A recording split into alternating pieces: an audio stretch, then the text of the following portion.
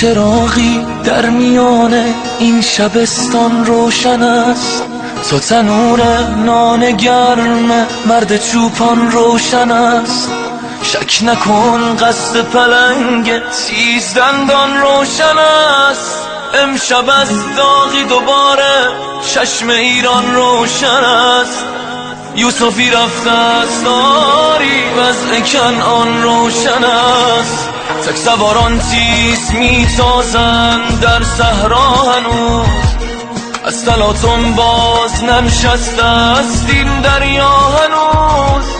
آتشی پیداست آن سوی بیابانها هنوز، باز جمعی کشته شد با دست شب اما هنوز.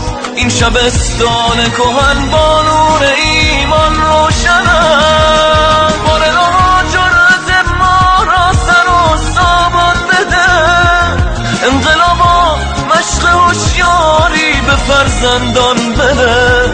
قهرمانا در دل میدان بمان جولان بده. رهبرا من مصطفی دیگرم فرمان بده. بارها جرأت ما را سر و سامان بده، انقلابا مشق هوشیاری به فرزندان بده. قهرمانا در دل میدان بمان جولان بده. رهبرا من مصطفی دیگرم فرمان بده.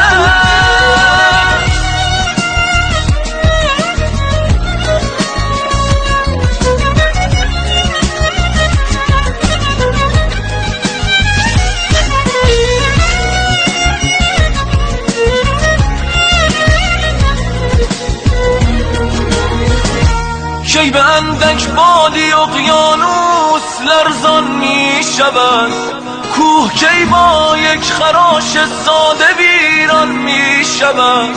عاشق رفتن کی از رفتن پشیمان می شود، کی میان ابرهای تیره پنهان می شود. آسمان ما که با خون شهیدان روشن است.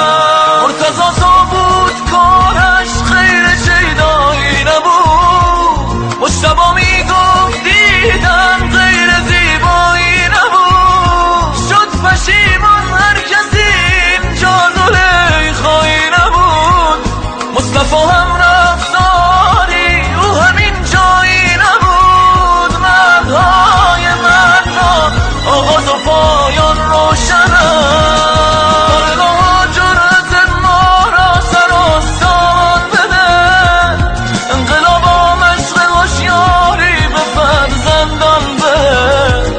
قهرمانا در دل میدان بمان جولان بده. رهبرا من مصطفی دیگرم فرمان بده. بارها جرأت ما را سر و سامان بده. انقلابا مشق هوشیاری به فرزندان بده. قهرمانا در دل میدان بمان جولان بده. رهبرا من مصطفی دیگرم فرمان